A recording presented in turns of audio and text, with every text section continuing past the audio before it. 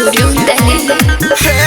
देखी के तू हर चढ़ल जवानी सबका के देखा के छूटे छे पानी।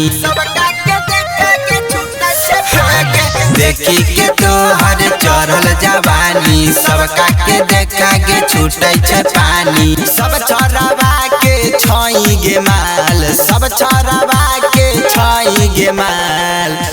खोला लेके छौड़ी चोली के दुकान, सब छौरा किने लाई तो सामान। खोला लेके छौड़ी चोली के दुकान, चोली के दुकान, सब छौरा किने लाई तो सामान। खोला लेके छौड़ी चोली के दुकान, चोली के दुकान, सब छौरा किने लाई तो सामान। खोला लेके छौड़ी चोली के दुकान, चोली के दुकान, सब छौरा किने लाई तो सामान। खोला लेके छौड़ी चोली के दुकान, चोली के दुकान, सब छौरा किने लाई तो सामान। Presented by Sai Recording Studio Delhi। बढ़ै छोगे रोज साइज करन के कंप्रोमाइज।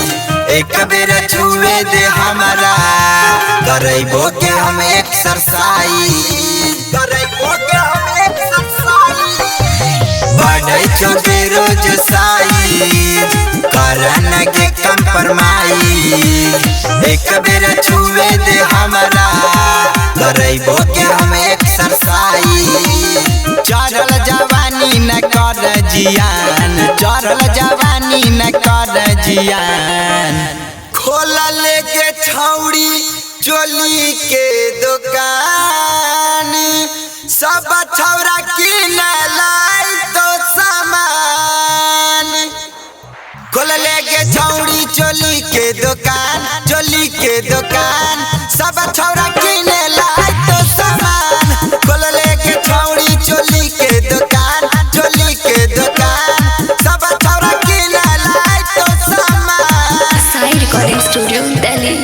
खोला लेके छौड़ी चोली के दुकान, चोली के दुकान, सब छौरा किने लाई तो सामान। खोला लेके छौड़ी चोली के दुकान, चोली के दुकान, सब छौरा किने लाई तो सामान। घर में जे छौरी तू न खरा, तोरा में लगतो के बखारा। कहो नागेंद्र बिहारी मिथिला के छियै खिलाड़ी, मिथिला के छियै खिलाड़ी। घर में जे छौरी तू न खरा, तोरा में लगतो के बखारा। कहो नागेंद्र बिहारी मिथिला के छियै खिलाड़ी।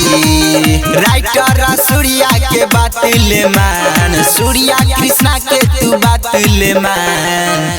खोला लेके छौड़ी चोली के दुकान, सब छौरा किने लाई तो सामान। खोला लेके छौड़ी चोली के दुकान, चोली के दुकान, सब छौरा